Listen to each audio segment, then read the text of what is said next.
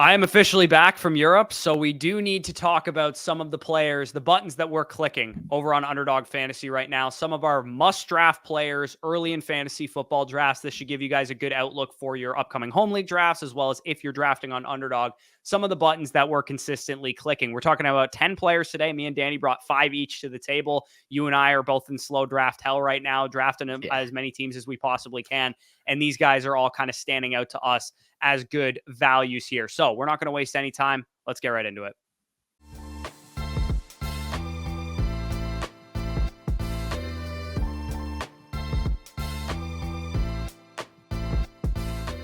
All right, so let's get this thing kicked off with Cooper Kupp, a guy that I cannot stop drafting right now. And really, if you followed the channel last year, you probably wouldn't have heard me say that because I was adamantly very low on Cooper Kupp. Right now, he's going off the board in about the mid-third round at 32 overall, wide receiver 23 in ADP. My rank of him is kind of at that 2-3 turn area, wide receiver 18 overall. And like I said, I was really low on him last season, but reasonably, he doesn't have a very different projection this year, outside of the fact that we know now that Puka Nacua is this stud that's going to command targets. He quietly had a very solid season last year when he was healthy. He projects almost as good as he did last year when he was on the field, but for a fraction of the price. Last year, when Cooper Kupp was healthy before he suffered the injuries and started to tumble down the board, you had to pay a top 5 pick for this guy. And he had 8.5 targets per game last year in the 12 healthy games that he played, including the playoffs. He was top 10 in red zone targets, a guy that we can count on really to get fed down there where it matters. And despite missing all that time, he literally was top 10 in the NFL in total red zone targets, despite missing,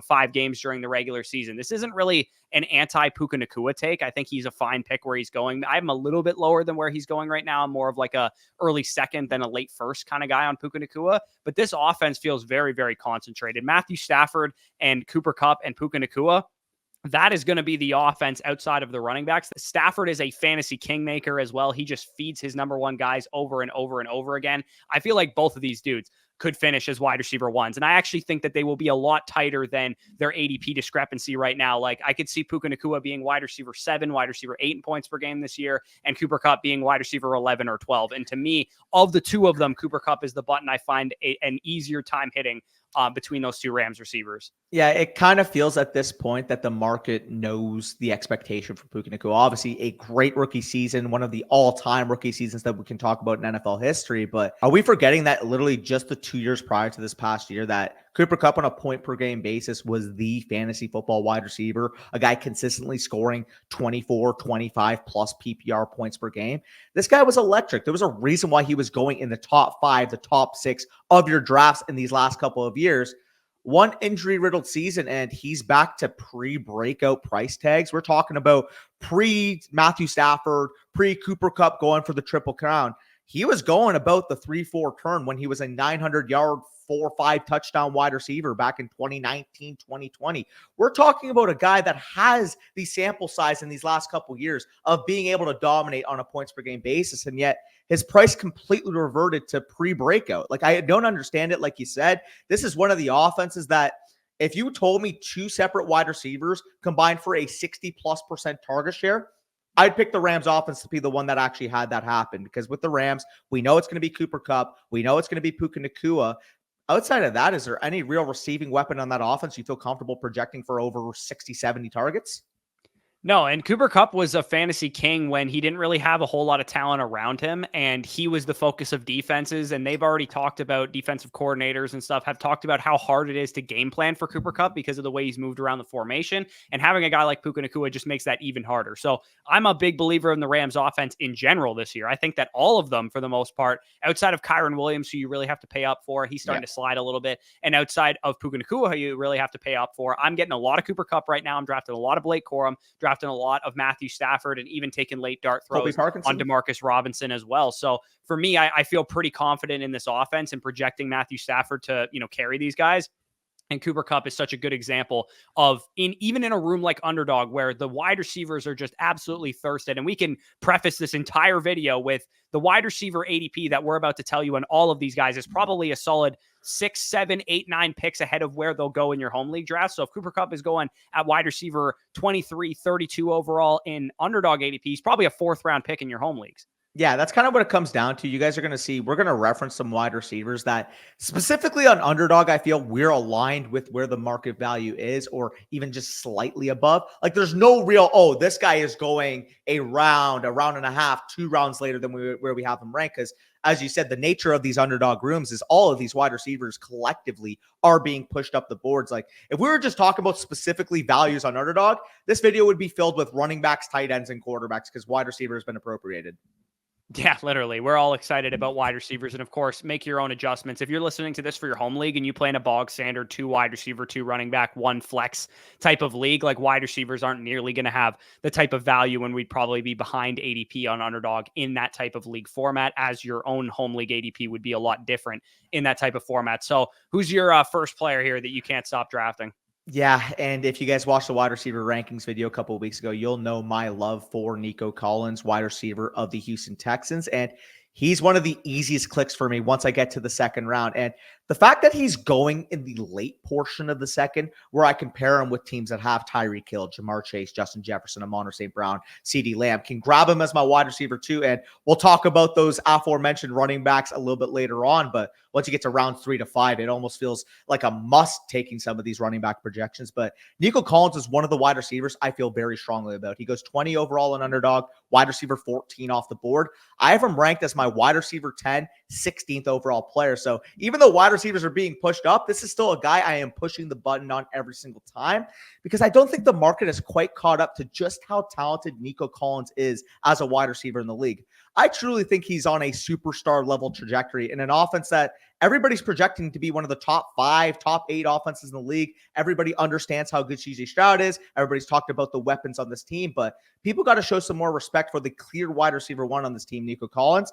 This is a guy that graded top 5 on PFF last year among guys like Tyreek Hill, Brandon Ayuk, Amon St. Brown, Justin Jefferson, obviously Nico Collins being in there, and of course my beloved CeeDee Lamb. So when you're talking about a receiver that is making pace with some of the elite top end, top 5 or 6 overall picks in fantasy this year, that kind of goes to show me that if he has the season that I think he can, he will be a first-round pick in fantasy football this upcoming year. You're thinking of Nico Collins, the 6'4" athletic ball winner, but he's a much more refined separator than people want to give him credit for. Matt Harmon's reception perception actually just put a profile out on Nico Collins, and I expected it to be good, but we're talking about a guy that ranked 94th percentile at separating against man and 96th percentile against separating against press. And at 6'4", 215 pounds, he has the ideal size to play that X boundary wide receiver. 80% of his routes sampled last year were on the outside. And I just think he's the most consistent, the most suited player of that wide receiver trio to play the X wide receiver position. We know that Tank Dell, Stephon Diggs, Nico Collins, and 11 personnel will all be on the field. But once we get to 12 personnel, who would be coming off? My bet is that Nico would be the last to come off, given that he's the big-bodied wide receiver of that room versus Stephon Diggs, Tank Dell being the slighter guys in that wide receiver core. And on top of that, as much as I love Stephon Diggs, I think he's still a very good wide receiver. Is he the top 3 to 5 wide receiver that he was just 2 years ago? I don't necessarily believe that to be the case. And Matt Harmon actually echoed this on his reception perception profile. Again, take it with a little bit of a grain of salt. Obviously, Stephon Diggs a little bit banged up last year. Some differences in terms of the coaching down the stretch. But we're seeing a guy that in his prime, 97th percentile against man, 96th percentile against zone, 96th percentile against press. Versus last year, we saw those numbers drop off a cliff at each of those spots, 76, 67, and 75th. So for me, I think Nico Collins, again, is the number 1 wide receiver in this core. And if I'm getting the number 1 wide receiver in a top 5 to 8 projected offense attached to CJ Stroud, that's an easy button click in the middle portion of the second round.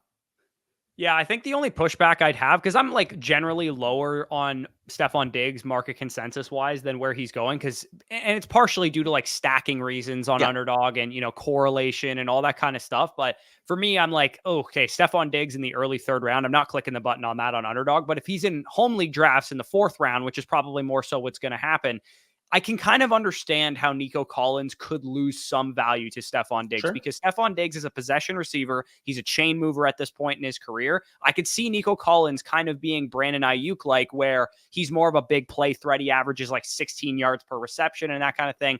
But is he going to command a 30% target share of this offense? Is he going to command 160 targets on the year. I just don't necessarily think that's going to be the case. I think there's more dominant alphas in the range where you're getting Nico. I think, we can book in Drake London and Mike Evans and Chris Olave and guys like that for better target shares. It's just is the question, do we want pieces of this offense so much so that even if he has a 23% target share, we don't really care and he's still going to be a high-end guy? I'm more so on your page. Like I have Nico Collins wide receiver 11, so I'm right there with you on Nico. I'm just kind of outlining the bear case on Nico, why people might be a little bit lower on him, but I'm still very much clicking the button in the mid to late second round where he's going on underdog. And again, maybe in home leagues, if people are still thinking this is 2021, Stephon Diggs might even go ahead of Nico Collins, or he might go right near Nico Collins and you're getting a sizable discount because, he's the true alpha. Maybe people are thinking that, because he's the X receiver, he'll see the number one corners or something like that. But regardless, I'm quite there with you. Like I said on Nico, I'm very easily clicking the button on him a lot. Yeah, no, I think you pretty much outlined the bear case for a guy like Nico Collins. The last point I will quickly make before you can move on to your second player is that we want touchdown equity and good offenses. If CJ Stroud is the quarterback we think he can be, again, this is a guy that's going, quarterback 5-6 on underdog currently.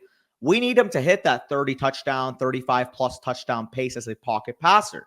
Well, Nico Collins has the most touchdown equity in this offense, being the big-bodied 6'4", 215-pounder he is. If he had an outlier 12 touchdown, 14 touchdown year, would that at all shock you? I think it would, knowing that Diggs and Dell are good players. And we didn't even really mention, that when Dell was on the field, the splits were really similar and that kind of thing. Like there's concern with Nico. I don't think people should draft him and assume he's completely riskless, but I think that the talent will kind of win out there. And like you said, we just want pieces of this offense. Speaking of pieces of offenses that we want, my next guy is Travis Kelce, who is coming at the ripe discount of 39th overall. Love it. On Underdog Fantasy. He is the tight end 2 off the board. He is not my tight end 2. I still have him tight end 1. 33 overall is where I got him here. Again, I know Laporta is probably your tight end 1. I could see because of the age concerns why you'd have Laporta higher, but I've mentioned it before on Travis Kelce, but he's been a top 2 tight end in 8 straight seasons. His outlook this year is absolutely no different than it was last year. And last year he was a late first round, early second round pick on Underdog. I would argue that this year it's even better because he played banged up last year.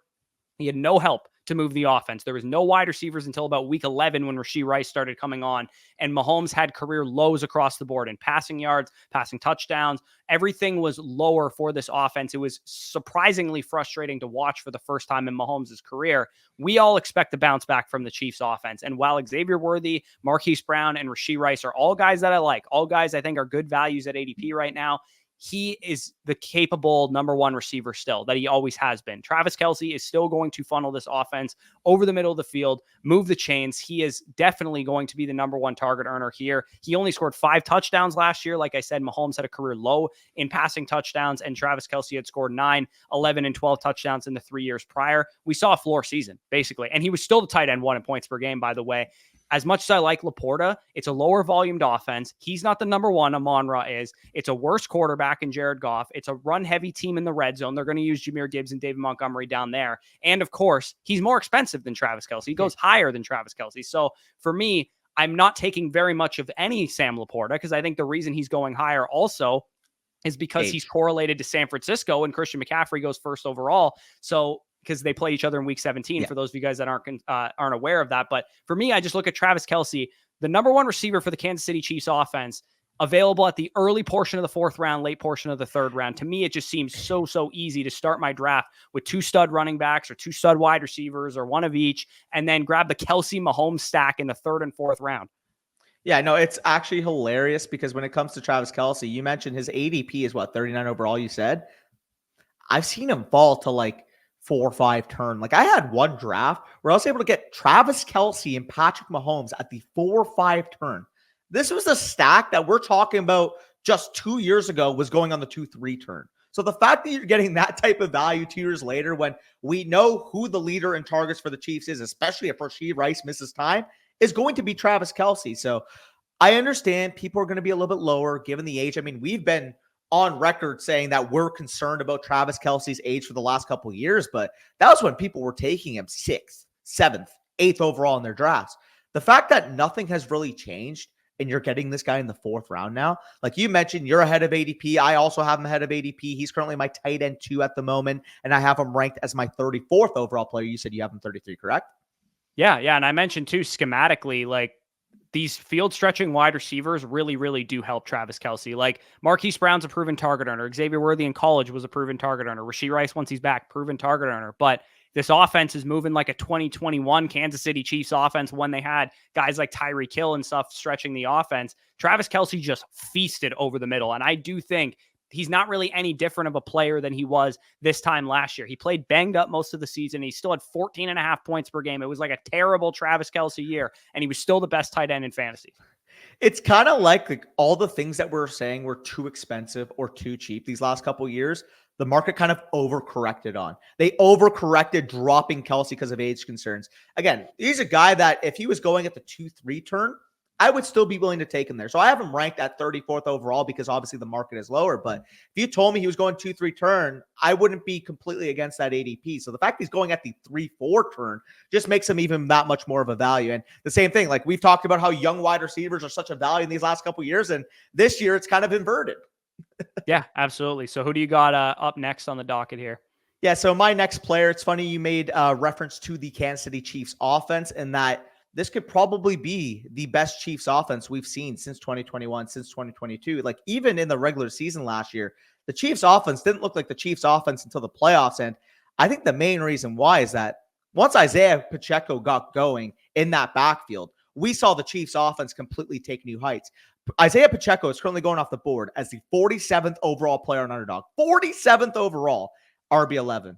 I have him ranked RB8, 26th overall on my board. So a guy that I'm willing to take at the 2-3 turn, the market is pushing back to the 4-5 turn, which is absolutely ludicrous. A 21 overall spot difference in terms of ADP versus where I have him. It's 4 through 17. So we started a little bit slow in the first few weeks. Once they realized, hey, this is our running back of the future, we're going to feature him in this offense. We really did see the usage uptick for Isiah Pacheco. Through weeks 4 to 17, we saw him be the RB8 in fantasy, 16.4 PPR points per game. And the best part about that is that he had 210 opportunities, 19.1 opportunities per game, and he had 49 targets. Again, 49 targets seems insignificant if you're looking at it from a wider lens because you see guys like Kamara, McCaffrey, a lot of receiving backs in the NFL. But we're talking about Isiah Pacheco, who in 17 games in his rookie season had 14 targets.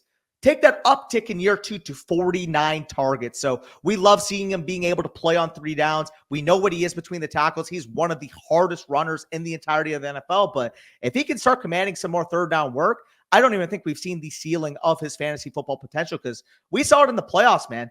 He wasn't even as efficient as we've noticed Isiah Pacheco in the regular season, but he was averaging 23.25 opportunities per game, 12 targets in those 4 games on that Super Bowl route, and averaged 16.4 PPR points per game. We did see this offseason that the Chiefs did release Jerick McKinnon, his biggest hurdle on the depth chart to third down work, and something, like I said, that we saw him improve down the stretch. All the smoke signals are telling us that the Chiefs want to use this guy as a 3-down back. Otherwise, they would have just brought back Jerick McKinnon to handle those third down duties. Because if you're looking at the backfield competition right now on the Chiefs depth chart, we're talking about CEH, a guy that he literally beat out the last couple of years. Deontay Ingram, who on 39 touches last year averaged 2.1 yards per carry. And Deneric Prince, who didn't record a single snap last year. Like, this is Isiah Pacheco's backfield. We're talking about the workhorse running back for the Kansas City Chiefs, who in recent years, we've seen Damian Williams be a second-round pick. Obviously, sophomore CEH, after a terrible rookie season, was a second-round pick. This is the most talented running back the Chiefs have had since Kareem Hunt, since Jamal Charles, and yet it's the cheapest running back we've seen for the Chiefs in 5 years. Yeah, I think it's so important to point out that he was getting more targets last year. I mean, 15% of his route participation was up from that weeks 4 through 17 stretch. We were talking about a guy that was running nearly 50% of the team's routes. What is wrong with the case? Like, I can't poke holes in Isiah Pacheco, man. Like, I literally can't. Yeah, okay, he's not the best running back in the league, but he's a top 15, top 20 running back in the 10 league. Yeah, he played well last year, man. Like, he's a capable receiver. He's got breakaway speed. He's in the best, or one of the best offenses in the league with the best quarterback in the league. Like I said, Worthy, Marquise Brown, Rashee Rice, all stretch the field, all open up the box for Isiah Pacheco and for Travis Kelce. Of these Kansas City Chiefs players, the 2 I've been most aggressive on have been Travis Kelce and Isiah Pacheco. Because when you play, you can't play single high against Xavier Worthy. You literally can't do it. And same with Marquise Brown too. You cannot play single high against these guys. And when this offense was at their best with Kareem Hunt, with Tyreek Hill, with Travis Kelce, They could hit you on all facets, over the middle passes to Kelce, downfield passes to Tyreek, running the football with Kareem Hunt. And they're kind of back to that exact style right now. It's mind-blowing to me that a running back, again, I mentioned down the stretch in the final games that he played, 210 opportunities, 19 per game. But even just if we took about his season as a whole, a running back that's averaged 4.9 yards per carry and 4.6 yards per carry in his 2 years on the Kansas City Chiefs, who saw that sizable of a third down / receiving role upgrade last year compared to his rookie year, is going this cheap. It just doesn't make sense. I can start my drafts right now. CeeDee Lamb second overall, Nico Collins at the end of the second, draft a running back like Achane or Jacobs in the third, and still wrap around and get Isiah Pacheco, man. You're talking about one of the most fearsome 4 stacks you can get in fantasy football at that point. I'm sure in home leagues, you won't get him in like the 4th, 5th round like you sometimes do on Underdog, but even an early 3rd round pick, I'd be willing to spend on Isiah Pacheco. That's where I have him ranked, right? Like, I don't think the market is egregiously mispricing him at running back. It's just so that we're taking like wide receiver 2s on mediocre offenses on Underdog because the wide receiver thirst is that heavy on Pacheco. I don't even think we need to add anything else, because for me, I just look at this as we got a running back who's young, who can carry a workhorse volume, who's contributing more as a receiver, who has breakaway speed. He's going to have an autonomy on the goal line in his backfield in general. Imagine putting like Rachaad White's workload on Isiah Pacheco in the Kansas City Chiefs offense, and that's basically what we're talking about here. Yeah, for sure. I mean, I love Tank Dell, who's very efficient last year. We just talked about the case that he's got 2 wide receivers that are going to work in 2 wide receiver sets over him. Why is he going 11 picks ahead of Isiah Pacheco? Stacking reasons and wide receiver thirst, I guess, is the reason for that. Again, home leagues probably won't do that, but I'm just saying, like, Underdog drafts, Isiah Pacheco is one of the most freest clicks I've ever seen in my life. So T. Higgins, also an absolutely free click. We're just talking basically, the reason we're like clicking on these players is a lot to do with market inefficiency. And to me, the best way I can describe the bull case for T. Higgins is complete and utter market inefficiency right now, because let's compare him to Jaylen Waddle and Devontae Smith, who are both number 2 receivers with studs ahead of them. They're all 25 years old. They're all in their primes. T. Higgins' offense among these 3 wide receivers has the best passing quarterback in Joe Burrow, has the most pass volume. They've been 7th in the NFL in overall pass attempts, despite Burrow being out for most of last year. And the Eagles and Dolphins were 20th and 21st, respectively. When I look at T. Higgins, he is falling because of injury concerns. Is that why he's like, is it because he's injury prone? Is that why he's falling right now? Say. There's no basis for this. There's no, he didn't tear his ACL. He didn't, blow his Achilles. He's simply gotten unlucky with soft tissue stuff. He's in a contract year on the tag right now. His quarterback is capable of an outlier season, having 40 plus touchdowns, 5,000 passing yards. And as much as I love Ja'Marr Chase, they've been relatively similar in terms of overall targets commanded when they've both been on the field healthy in T. Higgins and Ja'Marr Chase's entire careers. The last time T. Higgins was fully healthy, he was a wide receiver 1, even though Chase put up a top 5 season in points per game. T. Higgins is one of the easiest clicks you'll ever find in the 4th, 5th round of Underdog drafts. Again, a platform which is absolutely thirsty for wide receivers. So if he's going 4th, 5th round on Underdog and home league drafts, he's going to be guaranteed a locked in 5th, maybe even a 6th round pick. So for me, T. Higgins, again, I look at Devontae Smith's ADP, I look at Jaylen Waddle's ADP, and I say, what makes T. Higgins any different from these guys? Passing volume is higher. He's just as talented as those guys. He's just been dealing with nagging injuries. And also, Jaylen Waddle has been also. Yeah, no, it's honestly funny. Now, I would personally still prefer Jaylen Waddle, but I prefer both of those guys straight to T. Higgins for the injury concern reasons. But to me, it should be like Waddle, Smith, Higgins, back-to-back at ADP. I prefer Higgins to Smith, man. The way I contextualize it is number 2 target earning weapon with a better quarterback and a higher projected passing volume offense is what you're getting with T. Higgins. Not to mention, one running back room has a guy like Saquon Barkley who's shown the ability to command targets out of the backfield. The other one, as much as I love Chase Brown, as much as I love Zach Moss, are we really projecting them to command the level of targets out of the backfield like a Saquon Barkley will? Well, yeah, and definitely less than what Mixon was doing probably too. And Goddard. There's no Goddard on Cincinnati either.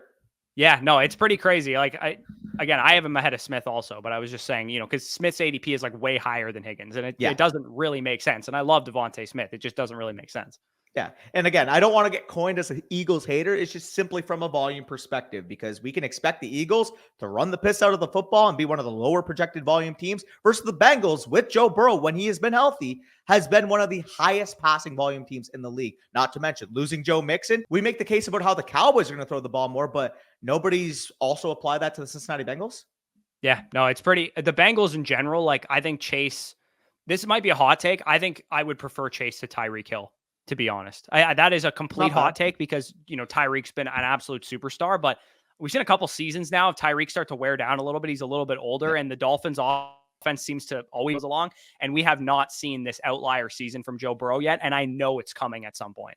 Yeah, no, that definitely makes sense. I'm in on T. Higgins as well. Glad you mentioned him. Again, injury pessimism is the reason why he's falling, but don't buy into that if you guys are in your drafts right now. But I can move on to my third and my fourth player. And the reason why I'm going to be talking about two at once is, and we talked about a pair of teammates before there with Isiah Pacheco and with Travis Kelce.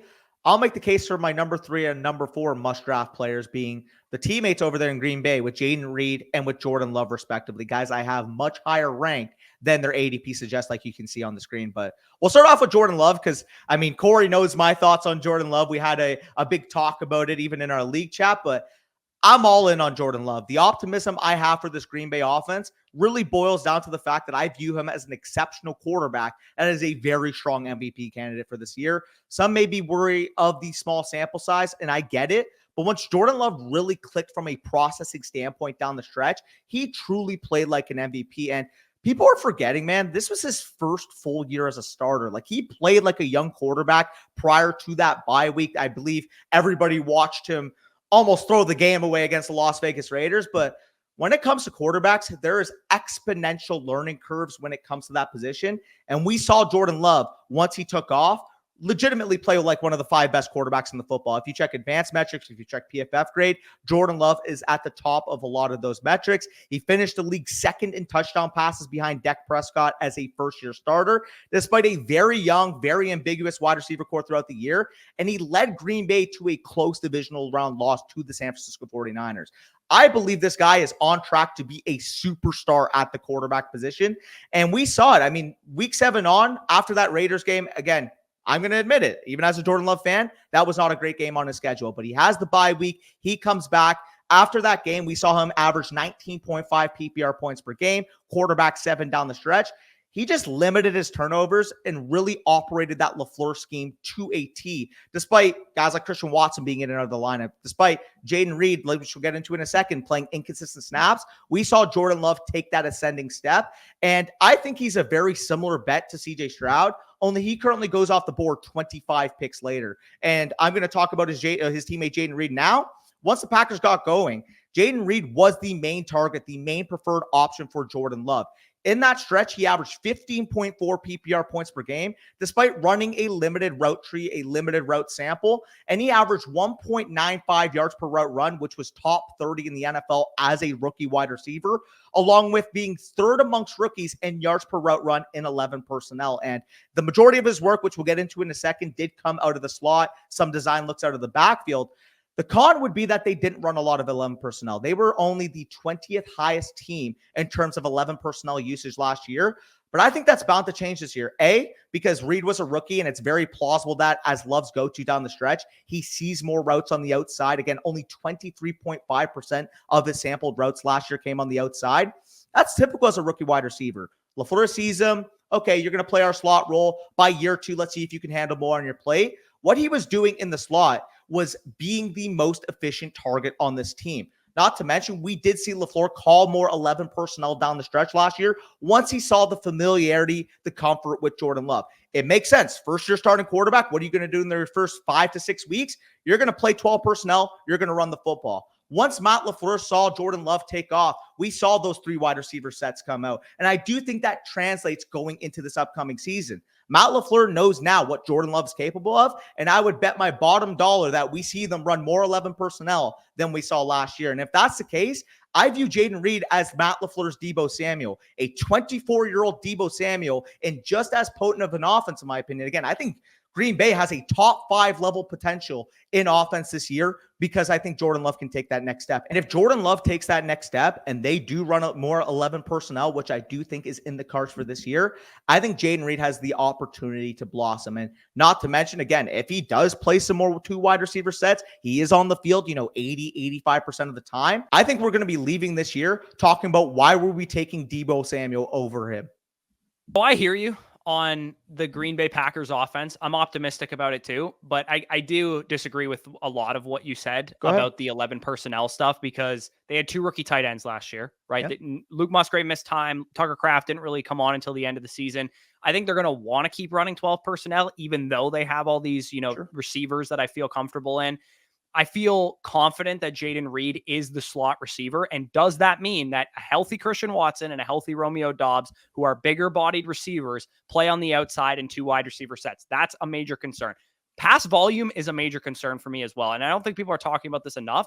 They signed Josh Jacobs. They re-sign A.J. Dillon. They draft Marshawn Lloyd. This team wants to run the football. And I look at this offense, and yes, I like Jordan Love at his cost. I think of the guys that are in this offense, the ones I like most at their cost are the running back, Josh Jacobs, Jordan Love, Christian Watson, and Romeo Doubs, because everybody is so excited about Jayden Reed and about Dontavian Wicks right now. And I think that you can get a slight discount on the other guys. For me, it's just this offense is very ambiguous of who's getting the fantasy production. In best ball, again, of course, you don't have to decide when to actually start these guys, so it makes it a little bit better.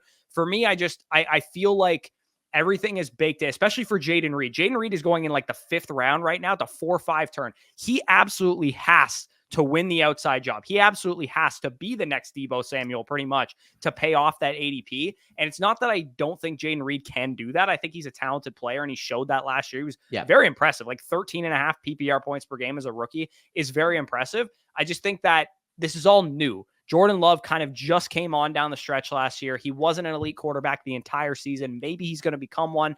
But Jayden Reed, to me, he's the most expensive Packers receiver, and I would rather take the slightly discounted ones later on, because I do think there's a very real possibility that Christian Watson is still the number one here in terms of route participation, overall targets, maybe touchdown scoring, and that kind of thing.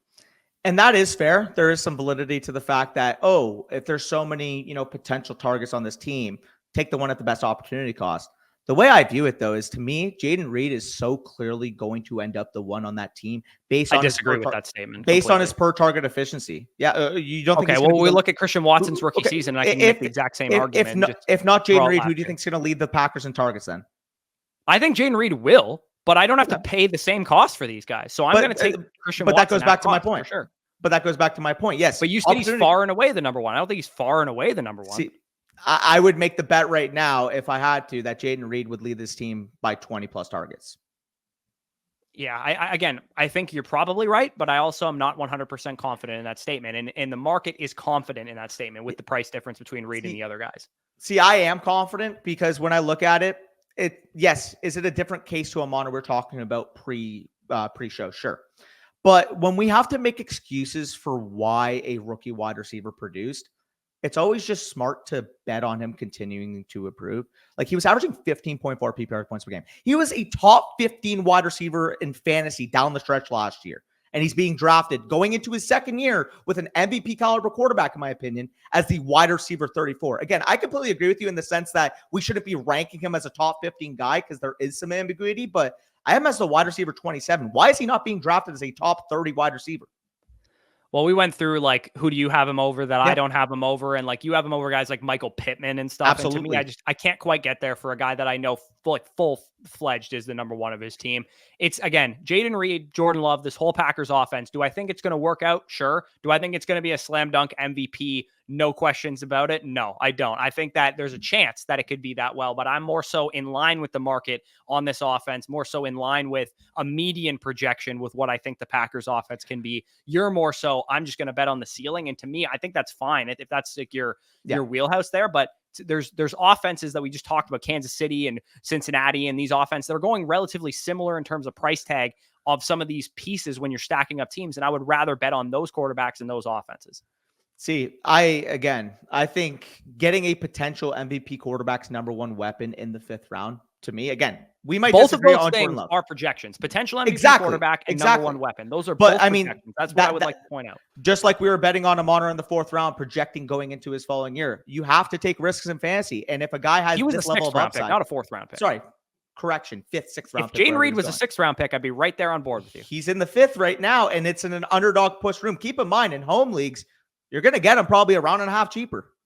Yeah, again, if he's in the 6th round of home leagues, I'll draft a lot of Jayden Reed. But right now, at the 4-5 turn, it's a Where do you have little him bit ranked? steep for me. I would rather pivot to the running backs, the quarterbacks, and the tight ends in that area because he kind of represents this range where I'm like, do I want to take this receiver as like a top 50 player? And to me, I'm more so in like the 55 to 60 range with him.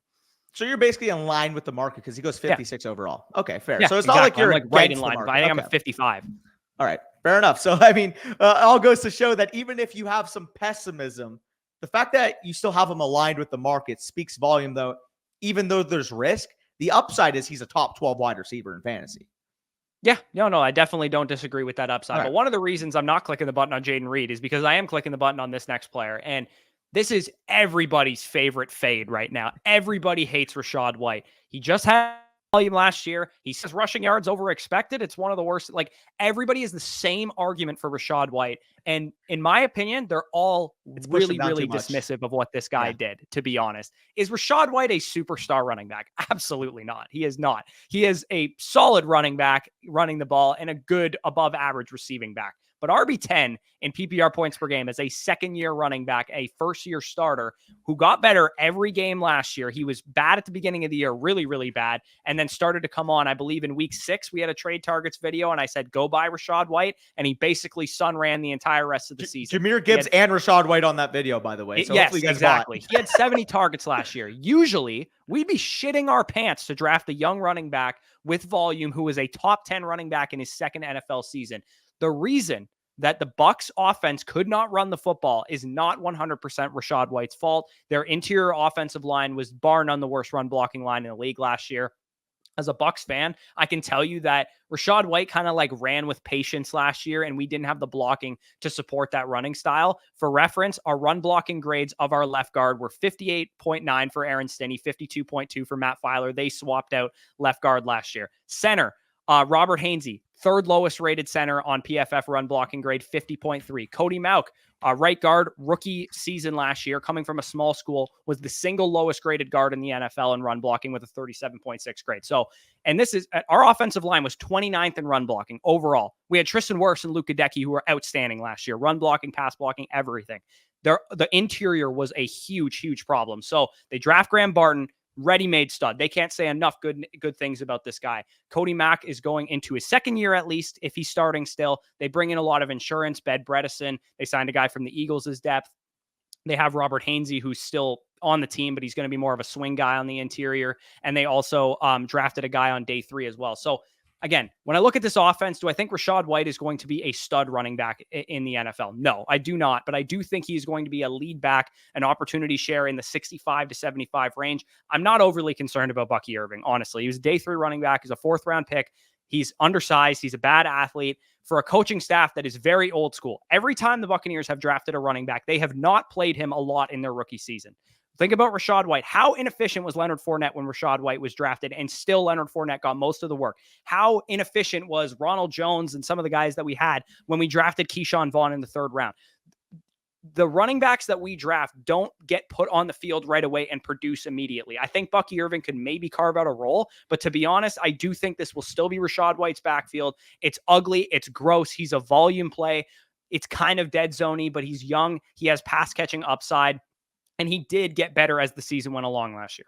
Yeah, and you've made a lot of very good points on Rachaad White. Let's play a blind resume test. So I'll reference Rachaad White's season with a player that was going in fantasy drafts in the 2020 season. So for reference, Rachaad White last year, 272 carries, 990 yards, 6 rushing touchdowns, 70 targets, 64 receptions, 549 yards, and 3 receiving touchdowns. He was the RB4 in fantasy last year, finished with 15.8 points per game. Now let's talk about the running back, the other running back here. 170 carries, 817 rushing yards, 8 rushing touchdowns, 68 targets, 50 receptions, 345 yards, 0 receiving touchdowns, 15.3 PPR points per game. Do you know who the other running back I'm talking about is? What year did you say this was? He was being selected. So this was his 2019 season, and then he was being selected at a certain spot in 2020. Was it David Montgomery? Kenyon Drake, who was being selected in the early 2nd round of 2020, had a virtual identical season in his 4th year that Rachaad White had in his 2nd. And we're getting Rachaad White as a fringe top 50 selection. He's going off the board at 60 overall and falling. He's available routinely in the 6th, 7th, sometimes Sorry, 8th I'm not round. 49. He goes later. Yeah. Yeah. Dude, he goes super, super late. And a lot of the, ADP chasing guys, the ship chasing guys, nobody likes Rachaad White. I get it. He isn't that good of a pure runner, but the interior line is going to help him a lot this year. The new offensive scheme with Liam Cohen coming in, he wants him to run more decisive, less patient. Dave Canales had him running all these stupid making reads plays and making patient runs. Dave Canales, fake sharp in terms of a run game. Just trust me. Rachaad White is going to be better from an efficiency standpoint this year, and I'm not overly concerned that his volume changes that much. Like, I think Bucky Irving steps right into the 20 to 25% of the snaps that Chase Edmonds was playing last year at the best case scenario. Maybe as the season goes along, he loses more work if Bucky Irving's just tearing it up, but I don't see it happening. And I understand if you're watching this and you're like, well, Rachaad White, he averaged 3.64 yards per carry and 3.73 the year prior. Like, ew, that's disgusting. Dude, Najee Harris did that, and he was like a top 7 pick the next year. People hailed how much volume he was getting when Rachaad White literally had 342 opportunities last year. Dude, he was second in the NFL in touches last year. Like, it's pretty crazy how like, if you just removed the player, if you removed the efficiency, and I said this guy finished RB4 overall, RB10 in points per game, had 70 targets, was a second-year player, and you can get him in the 7th round of underdog drafts right now, we'd be like, what the hell's going on here? You know what's hilarious is if you gave him less carries and bumped the yards per carry from 3.64 to like 4.23, he would be a 2-3 turn pick. Yeah, like I said, Rachaad White, an easy guy to disparage, an easy guy to discount because he was inefficient. But I'm telling you right now, he's still getting better as a player. He didn't carry a huge workload in college. He's still getting receiving work. Baker Mayfield checks the ball down a ton. He's going to have a good workload this year, and he might be even a little bit more efficient given the offensive line upgrades, given the fact there's continuity there with Baker Mayfield. I think Liam Cohen's new scheme is going to help out the run game as well. So again, that is their primary focus. I trust my coaching staff when they say over and over and over again, we need to get better at running the football. I believe them. They usually improve on things when that's the case. They drafted a guy in the 1st round. They signed 2 guys. They have depth on the offensive line to help out Rachaad White. I get it. Bucky Irving is a threat, but I'm not overly concerned about it. So moving over to my next guy, my last guy that I can't stop drafting right now. And I really didn't think I'd be saying this about this player, but Jaxon Smith-Njigba, I find myself drafting him quite a bit on Underdog. Same. And the reason is, in a wide receiver heavy room, I look at Jaxon Smith-Njigba, 77th overall, wide receiver 44. I have him at 66 overall, wide receiver 36, because I look at his upside case in this new, Ryan Grubb offense. They're going to throw the ball a lot more. He gets to swap right into Jalen McMillan's role from this offense. And Jalen McMillan's comp for me was Jaxon Smith-Njigba, which led to, a 23% target share when all 3 of those Washington receivers were healthy last year. And that is with Rome Odunze being that guy that dominated the offense. The drumbeat is getting loud for Jaxon Smith-Njigba in Seattle right now. They're saying, oh, it was the wrist injury that stunted his development. He's a great player. He's practicing his ass off. One of the better wide receiver prospects we've seen, according to the FSC prospect model. It sucks that he didn't have a great rookie season, and we could go back and analyze every snap if we wanted to and say he should have been better. He should have been this. He should have been that. Tyler Lockett's still there. DK Metcalf's still there. But in a contest like Underdog Fantasy's Best Ball Mania 5, where week 17 is so important and the end of the season is so important, I would not be shocked one bit if JSN starts to really, really win out targets and win out a big role in this offense. I can't sit here and say that Jaxon Smith-Njigba is a safe pick. He's definitely not. But I do think that if you need a wide receiver 4, wide receiver 5, because you need to build out that wide receiver core, I really do like JSN where he's going. The thing is that you don't have to take him a spot where he's a safe pick. Like you said, he's going off the board 77 overall, wide receiver 44. How much safer is Rome Odunze, Jordan Addison, Keon Coleman, Brian Thomas, DeAndre Hopkins than JSN? I would rather have JSN than Keon Coleman and Brian Thomas without hesitation. I'm the Brian Thomas guy, and I agree. Yeah, no, like JSN, again, in home leagues where you're not having to capitulate to all the wide receivers going off the board, JSN will be an 8th, 9th round pick, most likely. Probably. And I will own a lot of shares at that point. It's not like you have to take this guy where you take him in Dynasty or where you had to take him even last year. He's going further down than he was going last year. And we actually have a little bit of information of his role, and the scheme changed, and Tyler Lockett looked like he was over the hill a little bit last year. So I don't know, man. For me, I actually feel comfortable pressing the button on JSN, even though I never thought I would utter that sentence, because I really expected this year for everybody to go way overboard on JSN and have him as like a 5th round pick. And that's not what's happening at all. Yeah, I mean, once he got healthy, yeah, was it the JSN we expected given the prospect profile, given, everybody's going to remember how he outproduced, Chris Olave and Garrett Wilson, 3 years ago at this point, correct? Yeah, at Ohio Yeah, State, he 3 years outproduced ago, Chris Olave and Garrett 2020. Wilson. That was literally the first sentence out of anybody's mouth when Yeah. talking about JSN.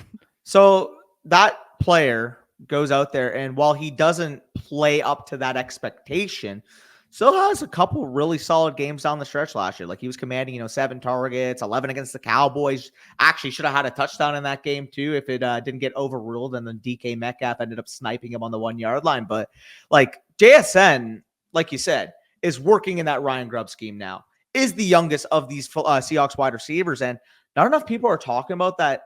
As much as I like Tyler Lockett, we talked about Stephon Diggs declining as a player. Tyler Lockett wasn't nearly the player he was in his prime last year. No, 70th percentile against man coverage for JSN last year in that rookie season. 76th percentile against zone coverage, which is huge for how he's going to need to win in this Ryan Grubb scheme. When you look at his route chart, he didn't win on 9 routes. He didn't win on corner routes.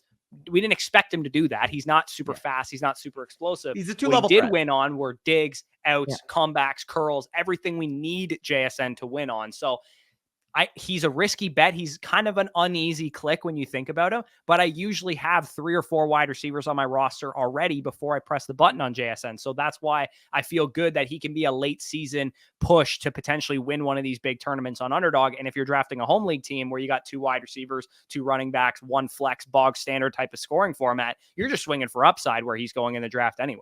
Yeah, no, I completely agree. I mean, it's so funny to me how in his rookie season, we're talking about how this guy was going above, CJ Stroud, Jahmyr Gibbs in rookie drafts. Has, yes, a disappointed rookie season relative to expectations, but now everybody's just completely off the guy that was being hailed literally over a guy going 103 in startups right now. I know this is a redraft video, but still. Yeah, no, it's pretty crazy that JSN's dynasty community is way louder than his redraft community. Yeah. It's weird.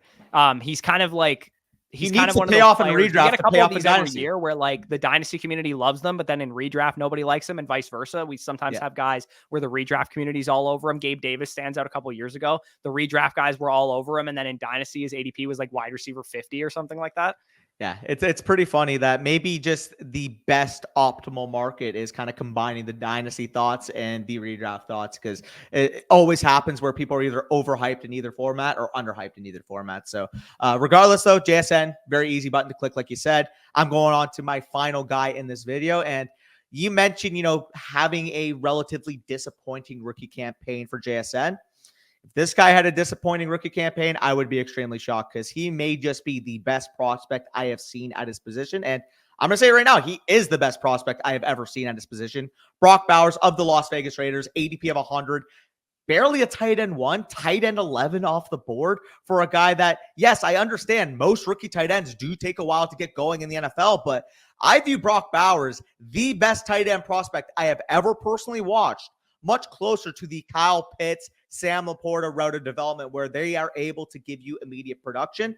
He is the exception to the rule. He is not the rule himself, because that is how good of a player he is. We're talking about a guy that has the case of being the most productive tight end we have ever seen in college. He alphaed 3 different top 50 selected Georgia wide receivers. We're talking about George Pickens, who people are talking about third-year breakout, had 1,100 yards in the NFL for the Steelers last year. Brock Bowers outproduced him. We're talking about Ladd McConkey, the 37th overall pick in this draft. Brock Bowers outproduced him. We're talking about A.D. Mitchell, who everybody seems to love. Brock Bowers outproduced him. He had a 92.1 PFF grade as a true freshman on a national champion Georgia team. So sure, early on, could he cede some snaps to Michael Mayer, or we see, these dumbass teams every year kind of, slow play their rookies? Sure, that could be the case. But I would take this level of a tight end prospect who can play both in line as a physical blocker and also flex out and play some slot snaps. And he has the production profile to do both. He has the opportunity to be the number 2 weapon in this offense behind Devontae Adams, and yet he is barely going inside the top 100.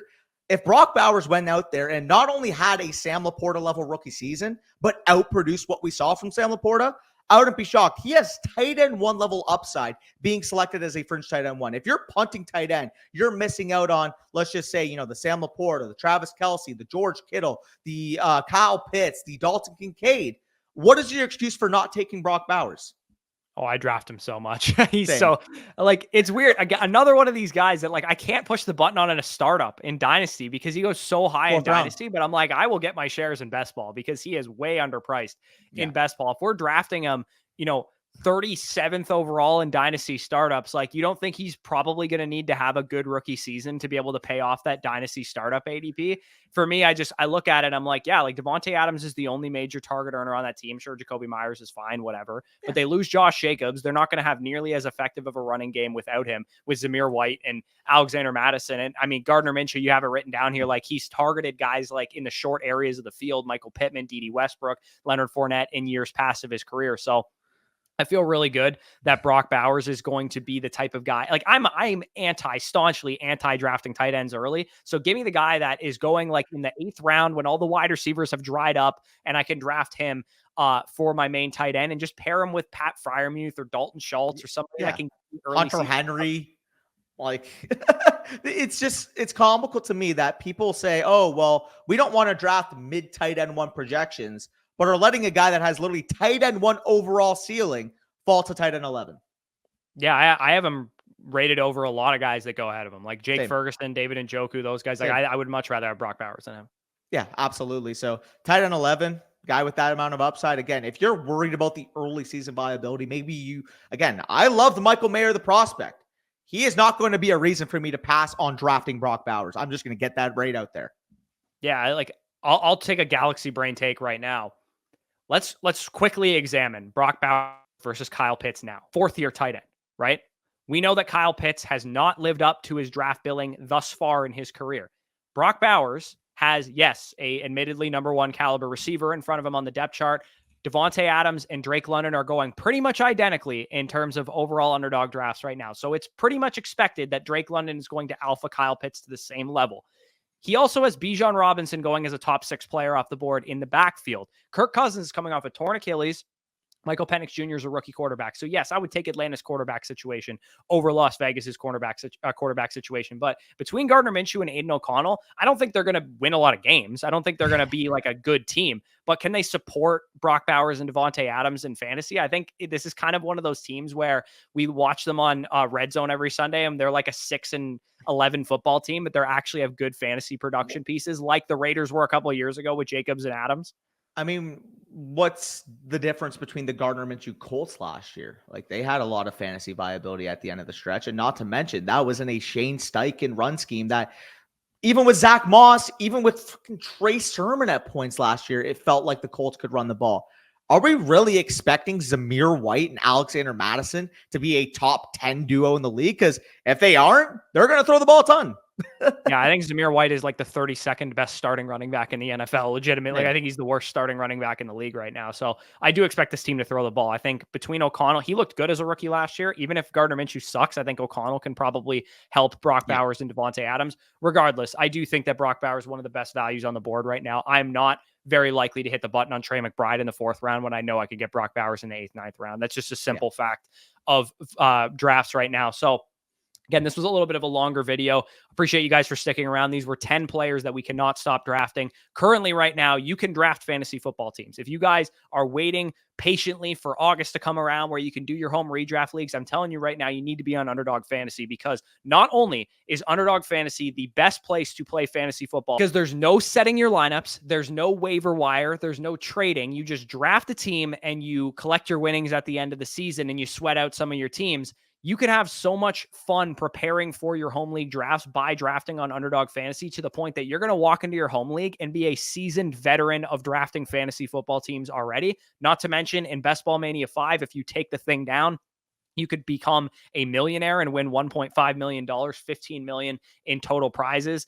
Outstanding competitions going on Underdog Fantasy right now. There's lower stake stuff. You can enter these $3 drafts, $5 tournaments, puppies and Pomeranians and those type of teams. If you guys don't want to dabble with Best Ball Mania or some of the higher stake stuff, you need to be over on Underdog Fantasy to get ready for your fantasy drafts. It is a ton of fun. It's a fun way to get into the action this early on in the offseason. And when you sign up on underdog code FSE to get $250 in bonus cash, as well as a special pick'em entry once you head on over. Game 3 of the NBA playoffs is tonight, I believe, so they do have some special bonus pick'ems over there. We also have the NHL playoffs, the Stanley Cup final going on right now. Game 3 heading up on a Thursday, I believe, as well. So check out Underdog Fantasy, everything that they got going on. Big proponent of this video, obviously, was the experience me and Danny have had doing underdog drafts. So check that out if you guys are interested. Link will be down below in the pinned comment. But with that being said, peace out, and we'll talk to you soon.